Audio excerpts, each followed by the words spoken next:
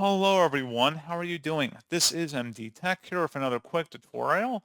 In today's tutorial, I'm going to show you guys how to allow Instagram access to your photos on your mobile phone, whether it's iOS or Android. So this should hopefully be a pretty straightforward process here, guys. And without further ado, let's go ahead and jump right into it. So all you have to do is sign into Instagram and select your profile icon in the bottom right corner to open up your profile page. Select the hamburger icon now at the top right, and you want to scroll down and locate the area that says your app and media. Select device permissions, and then you want to select where it says photos and videos.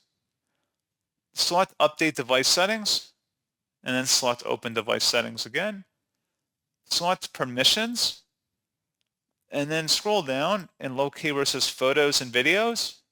And you can select always allow limited access, or just block altogether. So pretty straightforward process on that, guys. And as always, thank you for watching. Do hope that I was able to help you out, and I do look forward to catching you all in the next tutorial. Goodbye.